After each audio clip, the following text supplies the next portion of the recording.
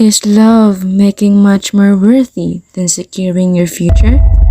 Mom, Dad, I'm sorry. Bukod sa paglobo ng mga COVID cases, naaalarma rin ang mga eksperto sa pagdami ngayong pandemya ng mga teenage pregnancies. And affecting mainly teenage girls. Girls as young as 10 years old. Highest numbers of teen pregnancy. Has seen a spike in teenage pregnancy since schools were shut due to the pandemic.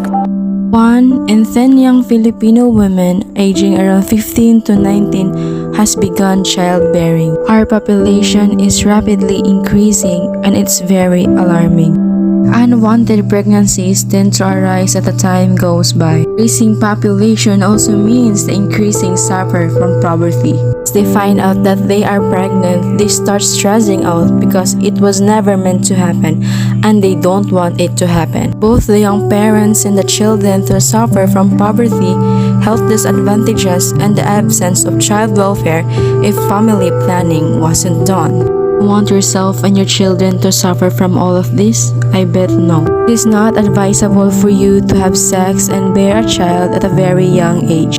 You do not have a stable financial income for you to raise a child. Abortion is illegal in our country. If you come to think about it, you are obliged to raise your child. Teenagers think that it is normal to have sex and get pregnant at a very young age. But no, it is not and will never be. Let us not normalize this. Teenage pregnancies force young parents to abandon school and start raising a child she bears at a very young age and has to start to work early. Teenage pregnancy has already affected 9.9% of female aged 15 to 19 years in the Philippines prior to the pandemic.